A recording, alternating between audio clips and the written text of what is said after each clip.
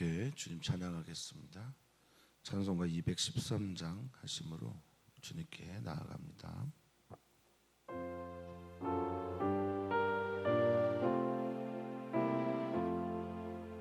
나의 생명 드리니 주여 받아주소서. 세상 살아갈 동안 찬송하게 하소서. 손과 발을 드리니 주여 받아주셔서.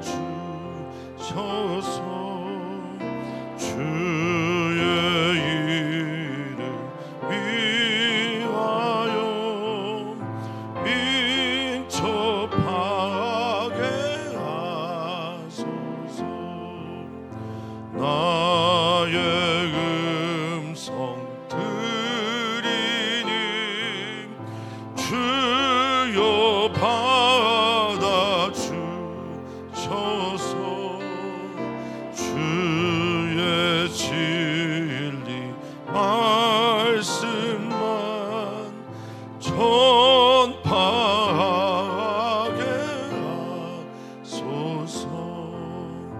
나의 보화 드리니 주여 받아주셔서. 하늘나라 위하여 주 뜻대로 쓰소서. 나의 시 드리니 주여 받아주셔서. 평생토록 주 위에 봉사하게 하소서.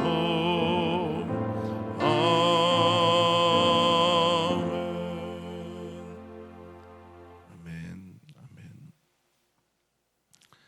하나님 감사합니다. 하나님께서 우리를 사랑하여 주심과 하나님께서 베풀어 주신 자비가 오늘 우리 안에 있습니다. 우리 안에서 발견되어진 하나님의 사랑과 진리와 또 예수 그리스도의 그 생명이 오늘 우리가 그리스도인으로 살게 하는 원동력입니다. 오 주님, 오늘을 시작하며 주님의 말씀에 우리의 삶을 비끄러매는 은총을 더하여 주시고 오늘 주님께서 주시는 말씀을 따라 말씀으로 살아내는 오늘이 되게 하여 주시옵소서. 감사함 예수님의 이름으로 기도하옵나이다. 아멘. 하나님 말씀 함께 봅니다. 하나님 말씀은 고린도전서 9장 1절에서 10절까지 말씀입니다. 한 목소리로 읽겠습니다. 내가 자유인이 아니냐 사도가 아니냐 예수 우리 주를 보지 못하였느냐 주 안에서 행한 나의 일이 너희가 아니냐. 다른 사람들에게는 내가 사도가 아닐지라도 너희에게는 사도이니 나의 사도됨을 주 안에서 인친 것이 너희라. 나를 비판하는 자들에게 변명할 것이 이것이니 우리가 먹고 마실 권리가 없겠느냐.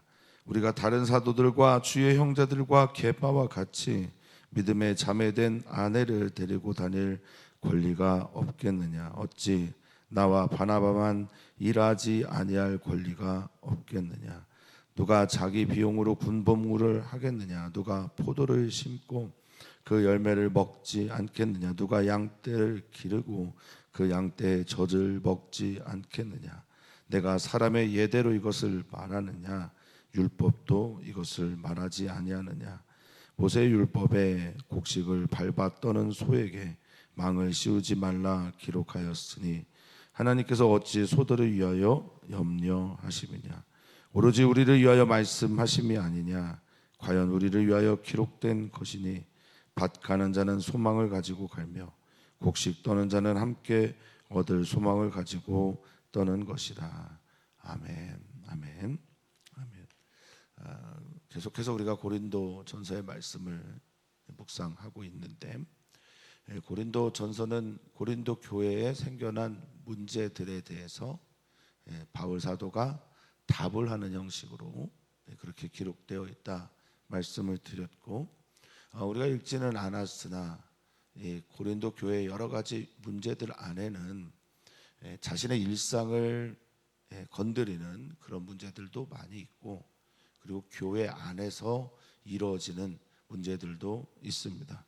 오늘의 본문은 교회 안에서 불거진 문제입니다.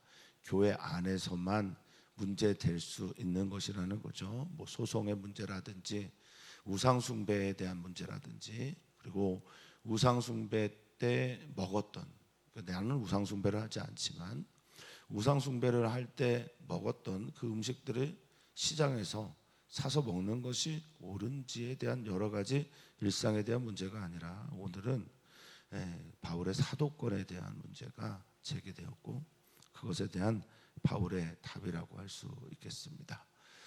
왜 바울의 사도권을 문제를 삼았을까? 크게 두 가지로 이해할 수 있겠는데요. 첫 번째는 바울이 예수님의 12명의 제자 안에 들어있지 않다라는 겁니다. 물론 예수님의 12명의 제자는 매우 중요한 의미를 가지고 있지만, 예수님께서 보내신, 또 예수님께서 부르신 그 사도 안에 바울이 들어가느냐 들어가 있지 않느냐의 문제는 매우 중요할 것입니다. 사람들은 이런 식의 방법으로 사도직이나 또는 사도를 무너뜨립니다. 어떻게 무너뜨리냐면, 그 사람이 전한 메시지의 내용을 다루는 게 아니고요, 메신저를 공격함으로 메시지를 흐려놓는 방법을 쓰거든요. 그러니 사도 바울이 사도가 아니다라고 말하게 될 때는 어떤 문제가 생기느냐 생각해 보면, 그분이 전했던 모든 복음의 메시지가 희석이 되거나 아니면 거짓이 되게 되거든요. 그런 부분이기 때문에 이 바울의 사도권의 문제는 매우 중요합니다. 우리라는 존재가 약할 수 있어요. 그렇죠. 그리고 결핍의 존재이기 때문에 늘 비판을 받는 것은 어쩌면 당연한 것일 수도 있습니다. 그런데 주님께서 부르셨고 주님께서 보내셨다라고 하는 이 사도직에 대한 문제는 조금 그것과는 다른 문제입니다. 인정합니다. 나는 약한 존재이고 조란 존재라는 것, 바울 사도는 언제나 인정하지만, 주님께서 나를 보내신 그 의미와 그리고 내가 보냄을 받아서 전하는 메시지는 변하면 안 된다라는 게 바울 사도의 입장입니다. 사도권의 문제가 이것 때문에 있었고, 두 번째는 참 우습긴 하지만 바울은 자신이 스스로 일을 하면서 복음을 전했던 텐트메이커, 자비랑 사역자였단 말입니다. 근데 그것 또한 문제를 삼았던 거예요. 사도직을 가지고 있는 사람들은, 이제 바울 사도는 돌아다니면서 복음을 효과적으로 전하기 위해서 이 직을 택한 것이죠. 그러니까 본질은 복음을 전하는 것, 이 점에서 사도가 같은 것이고, 그리고 좀 다르다라고 말하는 것은 바울 사도가 곳곳에 돌아다니면서 복음을 잘 전하기 위해서 택한 이 직업을 가지고 일하는 것에 대해서 고린도 교회에 문제가 생겼던 겁니다. 그래서 이 두 가지의 문제 때문에 바울 사도는 자신을 변명하게 되고, 오늘의 메시지가 그런 것일 겁니다.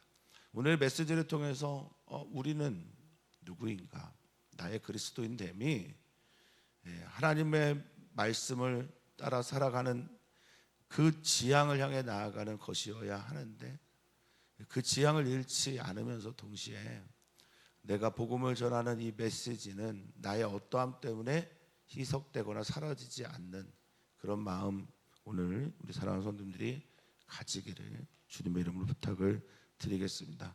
바울 사도는 오늘의 본문을 이렇게 시작합니다. 내가 자유인이 아니냐, 사도가 아니냐, 이런 수사 의문문적인 질문들은 맞다라는 것을 답하게 됩니다. 맞습니다. 바울 사도는 자유인입니다. 그리고 사도가 맞습니다. 엘유테로스라고 하는 자유인이라고 하는 말은 얽매이지 않았다라는 뜻이고요. 그리고 면제된 자고 자유로운 자라고 말합니다. 그러면 시민권자이겠죠. 바울 사도는 하늘에 속한 시민권자이면서 동시에 로마의 시민권자이기도 했습니다.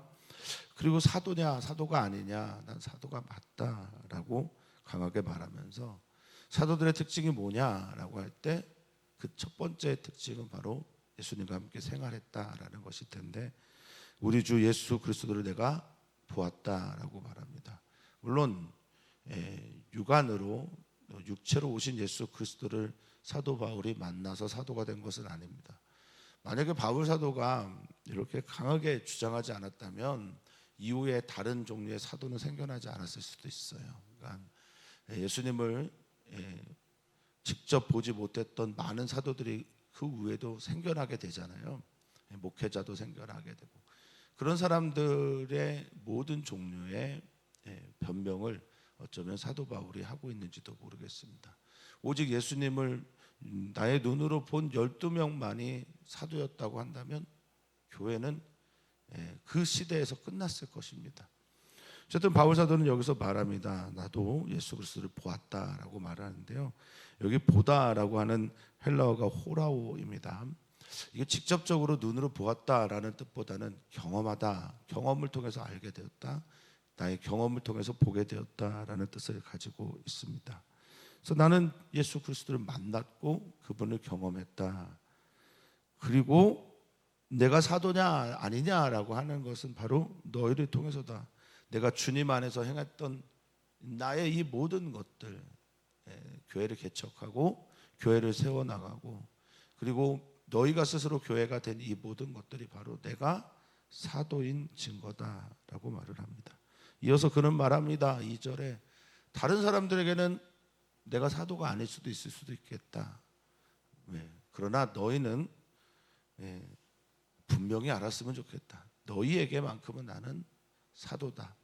주님의 부르심을 받고 보내심을 받아서 교회를 세웠고, 또 너희가 교회가 되어 모여진 이 모든 것들은 예수 그리스도 안에서 인쳐진 것이다 라고 말을 하고 있습니다. 예수 그리스도 안에서 인친 교회, 이것이 바로 고린도 교회고, 너와 나는 뗄래야 뗄 수가 없다라고 말을 하는 것이고요. 그리고 예수 그리스도의 이름으로 세워진 고린도 교회를 통해서 나는 나의 사도됨이 입증된 것이라 여긴다라고 말하고 있습니다. 예수 그리스도의 몸에 붙어있는 지체로서의 교회이며, 예수 그리스도 안에서 하나가 된 교회이며, 또 바울 사도가 예수 그리스도의 이름으로 세운 곳이기 때문에 더욱 그렇다라고 말합니다. 이 인치다라고 하는 것은 확인을 말할 때 쓰는 도장들을 말하는 거잖아요. 이거는 확인된 것이다. 예수님 안에서 확인된 것이다. 예수님도 알고 나도 알고 너희도 아는 것이다 라는 겁니다.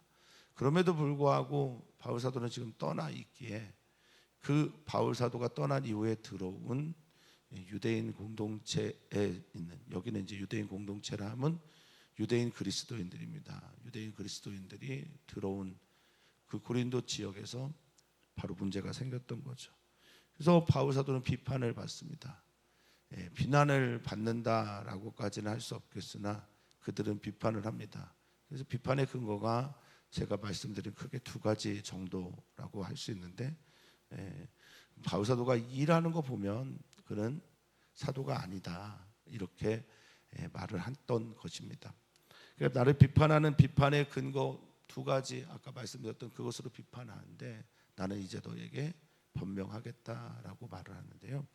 이 변명이라는 말이 아폴로기아입니다. 아포라는 헬라어와 로기아라고 하는 단어의 합성어인데요. 아포는 몸으로부터 이고 로기아는 로고스에 가깝습니다. 그러니까 진리로부터 나온 말을 하겠다라는 겁니다. 이건 논증이기도 하고요, 항변이기도 합니다. 그저 피해서 숨어서 변명하는 것이 아닙니다. 그리스도인들의 신앙 고백은 크게 두 종류의 신앙 고백이 있습니다. 남들이 묻지 않는데, 건들지 않는데 앞에 나가서 나 그리스도인입니다 라고 막 떠들고 자랑하며 다니는 것, 이런 종류의 신앙 고백이 있죠. 차에다가 뭐 이제 오직 예수님만이 생명입니다 뭐 이런 거 붙여놓고 다닌다든지, 뭐 만나자마자 나는 그리스도입니다 복음을 전하려고 한다든지, 띠를 단다든지, 이런 종류의 신앙을 드러내는 고백도 있겠습니다. 근데 이런 부류의 신앙은 조심해야 될 게 있죠. 그 나쁘다는 것이 아니라 조심해야 될 게 뭘까요? 그것은 신앙을 나의 자랑으로 삼는 거예요. 하나님께서 주신 은혜로 삼는 게 아니라 나의 신앙인 됨이 마치 내가 어떠했기 때문에 된 것처럼 여겨질 수가 있습니다. 또 하나의 신앙 고백이 있습니다. 또 하나의 신앙 고백은 주어진 환경과 상황에서 내가 고백하는 걸 할 때 그 또 하나의 신앙 고백이 있습니다. 가장 대표적인 예가 예수님이죠. 예수님은 자신이 그리스도인 것을 한 번도 드러내지 않았어요. 오히려 그것을 쉬쉬했었습니다. 그런데 어디에서 그것을 드러냈을까요? 빌라도 앞에서. 그 마지막 십자가에 돌아가시기 바로 전에 주어진 상황 환경 속에서 나의 믿음이 드러나야 할 때 드러내는 경우도 있습니다. 지금 바울 사도는 아마 고린도 지역에서 목회를 하거나 또 개척을 해서 교회를 세워가는 과정에서 야, 내가 사도야, 내가 예수님의 그 12제자 중 하나의 반열에 들어가는 그런 사람이야, 이런 얘기를 하지 않았을 거예요. 왜냐하면 지금 공격받고 질문받고 나의 믿음의 고백을 필요로 할 때 지금 바울 사도는 당당하게 자기 이야기를 하는 겁니다. 그러니 우리가 전도할 때가 있는데, 전도할 때 내가 먼저 막 드러내서 나의 의를 드러내는 전도도 있겠지만, 나의 가족이나 나의 주변의 사람들이 야, 너 어떻게 이렇게 평안하니? 너 어떻게 이렇게 즐거울 수가 있어? 너는 왜 이렇게 행복한 사람처럼 보이지? 라고 할 때 나의 신앙을 고백하는 그런 전도도 있다라는 것을 성도님들 꼭 기억하셨으면 좋겠습니다. 아마 이 바울의 이 변명이라고 하는 아폴로기아도 아마 그럴 것입니다. 그럴 때가 있어요. 내가 나를 드러내야 될 때가 있습니다. 나의 권위와 내가 가지고 있는 힘을 나타내야 될 때가 있습니다. 계속해서 반복적으로 바울 사도라고 하는 메신저를 공격하게 되면 무엇을 잃어버리게 되냐? 그가 전했던 메시지까지 잃어버리게 되니까 바울 사도는 이렇게 강하게 자신의 사도직을 변호하게 된 것이라 봅니다. 우리가 먹고 마실 권리가 없느냐? 너희들에게 지원을 받아서, 교회의 지원을 받아서 한 곳에 머무르면서 편하게 먹고 마실, 생활할 수 있는 권리가 왜 없겠냐? 이거 주님으로부터 받은 거고 주님께서 주신 것이다. 이 권리 마땅하고 그런 사도들에 대해서 내가 비판하고 싶은 것도 아니다. 먹고 마실 권리가 없겠느냐? 또 5절에 우리가 다른 사도들과 주의 형제들과 게바와 같이, 이거 다 무엇을 말할까요? 결혼한 사람들을 말합니다. 결혼할 권리, 믿음의 아내를 데리고 다닐 권리가 없겠느냐? 그러니까 지금 사도 바울은 미혼이라는 거죠. 미혼을 택한 것도, 직업을 택한 것도 후에 이제 9장에서 변증하지만 무엇 때문일까요? 예수 그리스도의 복음을 전하기 위함이었어요. 그러니까 이의 삶의 본과 사명은 예수 그리스도를 효과적으로 아름답게 곳곳에서 전하는 것이 이 바울 사도의 목적이었습니다. 그러니까 모든 것들이 다 바울 사도의 이 목적 안에서 수단이 되는 거예요. 예수님만이 목적이었어요. 그러니 다른 것들은 그냥 복음을 효과적으로 전하느냐 전하지 않느냐로 그는 정리를 했던 겁니다. 그래서 나는 결혼하지 않았다라고 말하는 겁니다. 또한 6절에 보니까 나와 바나바만 일하지 아니할 권리가 없겠느냐라고 질문하므로 나 일 안 해도 되는데, 일하지 않아도 되는데 지금 일하고 있는 것은 오직 복음을 전하기 위함이다라는 것을 분명히 합니다. 이어서 이 일하지 아니할 권리가 없느냐라고 하는 질문에 대해서 스스로 질문하고 스스로 답을 합니다. 자문하고 자답하는 겁니다. 7절입니다. 군사를 예를 들어서, 또 농사를 예를 들어서, 목자를 예를 들어서 설명을 합니다. 이 모든 이들은 고용한 사람이 아니라 고용된 이들을 말할 때 쓰는 겁니다. 그러니까 누가 자기 비용으로 군복무를 하겠냐? 자기 돈 내고 군복무를 하는 사람이 어디 있겠습니까? 말이 되지가 않잖아요. 군대에서 입혀줘야죠, 먹여줘야죠. 그리고 월급도 줘야 군복무를 합니다. 당시의 상황을 말하고 있는 겁니다. 당시에 이제 군인들은 식량을 아마도 급여로 받았던 걸로 보입니다. 돈과 식량을 이렇게 받았는데, 그래서 옵소니언이라고 하는 복무 이 단어를 쓴 거죠. 자기 비용을 쓴 거죠. 그러니까 누가 자기 비용으로 군사직을 수행하겠느냐? 누가 포도를 심고 그 열매를 먹지 않겠느냐? 그러니까 내가 어떤 일을 했으면 그 대가를 반드시 받아야 마땅한 것이다라고 말을 하고 있습니다. 누가 양떼를 기르고 그 양떼의 젖을 먹지 않겠느냐?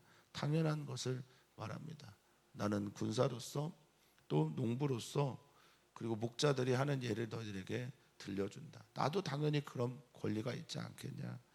이게 세상의 이치로만 여러분들은 생각하고 있는 것이냐? 아니다. 그럴 수가 없다. 8절에 보니까 율법도 이것을 말한다라고 합니다. 하나님의 말씀도 이것에 대해서 증언하고 있다. 그 예가 무엇이냐? 신명기 25장에 있는 말씀인데요. 모세 율법에 곡식을 밟아 떠는 소에게는 망을 씌우지 마라. 재갈을 물린 입을 무엇을 먹는 통로를 막지 마라. 사실은 이것은 어떤 민족들이 그렇게 했냐면 당시에 이제 율법이 기록될 당시에 애굽, 가나안 이 농사를 짓는 사람들이 이 소를 학대를 하는 거예요. 그러니까 소에게 먹을 기회를 주지 않는 거죠. 그럼 소가 어떤 일을 했냐면 밭을 갈거나 또는 이 열매가 생기면 나다를 이렇게 깨는 것들, 그 깨는 그것들을 끌고 다니는 걸 누가 했을까요? 소가 한 거예요. 그럼 나달이 깨어지면 먹을 게 생기잖아요. 그럼 소가 그것을 먹지 못하도록 이집트나 가나안에서는 입에 재갈을 물렸던 겁니다. 그런데 율법에서는 그것 하지 말라고 그렇게 말을 했거든요. 바울 사도는 하나님께서 어찌 소들을 위하여 이 말을 했겠냐? 소가 알아들었겠냐?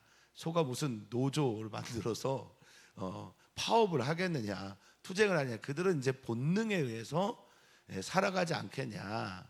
그러면 이 소들의 왜 재갈을 물리지 말라고 했는가? 소들도 먹어야 하기 때문에, 소들도 자신의 일을 했으면 먹을 수 있는 권리가 있기 때문 아니겠냐라고 말을 하는 겁니다. 저는 바울 사도의 소들만을 위하여 염려하는 이 말에 대해서 저는 하나님께서 소들도 생각하셨을 것 같아요 라고 답하고 싶습니다.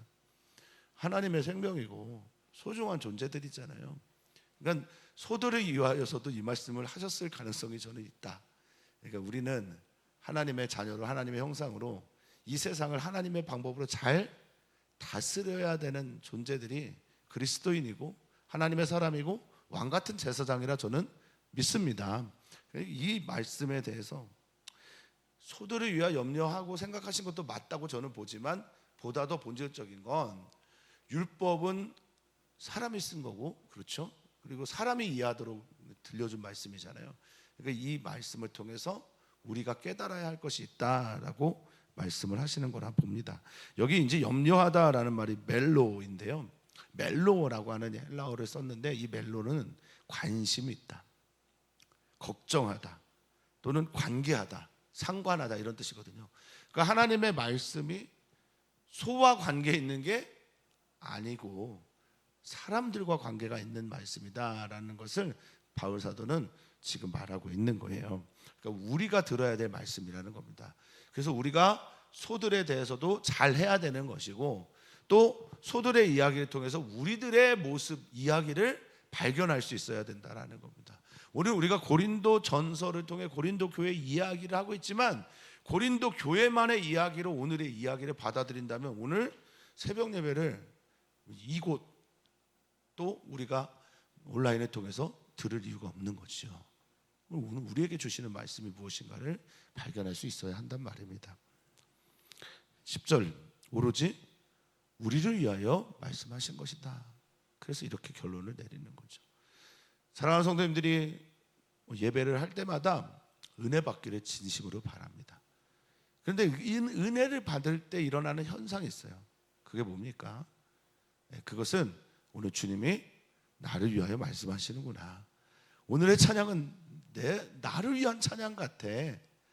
오늘 우리가 하는 이 모든 종류의 예배가 나를 위해 준비된 하나님의 선물 같아. 이렇게 될 때 이 말씀의 시간, 예배의 시간, 찬양과 기도의 시간이 더 깊어지게 됩니다. 이 말씀은 우리를 위한 말씀이다. 과연 우리를 위하여 기록된 것이니? 아멘. 그럼 무엇이냐? 밭 가는 자는 소망을 가지고 갈며 곡식 떠는 자는 함께 얻을 소망을 가지고 떠는 것이라 라고 말을 하고 있습니다. 도대체 이 논리적인 비약은 어떻게 이해를 해야 할까? 갑자기 소 이야기 하다가 소에게 재갈을 물리지 말라라고 하는 이 말과 밭 가는 자 그리고 그 열매를 얻는 것, 이게 무슨 의미일까? 라고 말을 하는데, 어쩌면 성경학자들은 이렇게 말하는지도 모르겠습니다. 내가 지금 소와 같아. 사도 바울의 그 말을 이해하기도 합니다. 그러니까 내가 지금 소처럼 너희를 위해 열심히 일을 하고 있는 거야. 입에 재갈 물리지 않고 일을 했어야 되는데 재갈이 물린 채 일을 하고 있는 거야. 나는 소와 같아 라고 그렇게 논리적으로 이해하는 분들도 계시고, 그것이 아니라 그 소를 바라보면서 소를 통해서 이 열매를 얻고자 하는 사람들의 마음들, 그리고 무엇보다 합력해서 선을 이루는 것에 대한 말이기도 하다라고 그렇게 이해하는 분도 계십니다. 어찌됐든 중요한 것은 지금 밭 가는 소를 통해서 우리가 정말 얻고 싶은 것은 무엇일까라는 겁니다. 나는, 사도 바울은 어떤 존재였어요? 심는 존재였습니다. 그러니까 소처럼 일을 하면서 그 나달의 열매들을 취하지 않는 존재로 바울 사도는 고린도 교회에서 사역을 했을 수도 있습니다. 개척한 사람이고 심은 사람이고, 그리고 그 개척하고 심은 후에 핍박 때문에 떠나올 수밖에 없었던 이게 바로 밭 가는 자라고 한다면, 지금 그 밭을 간 다음에 열매를 얻고 있는 사람들이 있다. 지금 후에 온 사람들이다. 그 대표적인 사람이 바로 아볼로일 수도 있고요. 그리고 아볼로 이후에 다른 사역자들일 수도 있습니다. 그런데 이들이 다 하나의 소망을 가지고 있어요. 그것은 무엇입니까? 그것이 열매가 되어서 우리들이 먹을 수 있도록 하는 것, 그것이 열매가 되어서 하나님께 영광을 돌리는 것, 그 놀라운 일들이 일어나서 우리 교회, 고린도 교회가 하나님의 교회로 잘 서가는 것, 이것이 소망이 아니겠느냐. 우리 교회가 영혼을 살리는 교회가 되고, 우리 교회가 영혼을 세우는 교회가 되고, 우리 교회가 합력해서 선을 이루는 교회가 되는 것 아니겠느냐라고 바울 사도는 강변하고 있는 겁니다. 그러니 바울 사도는 사도가 맞습니다. 그런데 바울 사도의 사도의 직이 심는 것에서 끝나는 거예요. 더 좋은 사역자, 말씀으로 그들을 잘 양육하는 사람들이 와서 그들을, 바울은 심었고 아볼로는 물을 주었습니다. 그런데 합력해서 선을 이루는 일들은 하나님께서 이 모든 것들을 어떻게 하세요? 자라게 하시는 겁니다. 그것을 말하는 것으로 저는 이해를 합니다. 우리 사랑하는 성도님들, 우리는 각자 하나님께서 주신 사명의 길을 걸어가는 사람들입니다. 어떤 이는 말씀을 전하기도 하고요, 어떤 이는 그 말씀을 내게 아멘하여서 다른 이들에게 또 전달하기도 합니다. 어떤 이는 교사를 합니다. 아름답고 귀한 일이죠. 어떤 분들은 여러 가지 예배팀에서 봉사를 하기도 합니다. 안내를 하기도 합니다. 여기 강대상을 정리를 하고 청소를 하고 또 물을 올리고 함께 신앙의 공동체를 만들어 갑니다. 우리 교회가 어떤 교회가 되기를 원하고 계십니까? 우리 교회는 사람을 살리는 교회가 되어야 하고, 그 안에 자라난 많은 영혼들이 세워지는 교회가 되어야 하며, 무엇보다 하나님께서 기뻐하시는, 찾으시는 바로 그 교회가 되기를 간절히 바라고 소망합니다. 그렇게 하나 되는, 한 몸 되는 공동체가 되기를 주님의 이름으로 부탁을 드리고, 또 그런 교회가 되는 것이 우리의 복입니다. 내가 속해 있는 공동체가 아름다운 하나님의 공동체가 되는 것이 진정한 복입니다. 그곳에서 내가 나의 일을 주님의 마음으로 할 수 있는 우리 모두였으면 좋겠습니다. 오늘 우리는 기도합니다. 어제는 우리가 남선교회, 여선교회를 위해 기도했으니 우리 남선교회, 여선교회에서 기도하고, 신방 중인데 신방 중에 있는 모든 교회 또 가정마다 주님의 역사가 나타나도록 기도 부탁을 드립니다. 또한 기도합니다. 오늘 청년과 이주민들을 위해 기도하는 날인데 청년들과 이주민들을 위해서 기도해 주시면 좋겠습니다. 제가 지금 이제 청년 신방을 슬슬 하고 있는데 청년들이 이때 하나님의 말씀을 듣고 하나님의 비전으로 일어나고 하나님의 꿈을 꾸는 그런 청년들이 일어나도록 많은 기도 부탁을 드립니다. 이주민들 위해서 기도해 주시고 아픔이 있는 우리 주변에 있는 사람들에 대해서도 기도해 주시면 감사하겠습니다. 살아계신 하나님, 오늘 우리에게 찾아와 주셔서 오늘 우리를 위하여 말씀하시는 말씀이 들려오게 하시고 오늘 우리를 위하여 찬양하는 그 찬양이 들려지게 하시고 하나님께 올려지게 하여 주시고 오늘 하나님께서 우리에게 찾아오셔서 기도할 때 우리만 말하는 것이 아니라 주님의 말씀도 듣고 말하고 소통하는 기도의 시간이 되게 하여 주시옵소서. 감사함 예수님의 이름으로 기도하옵나이다. 아멘.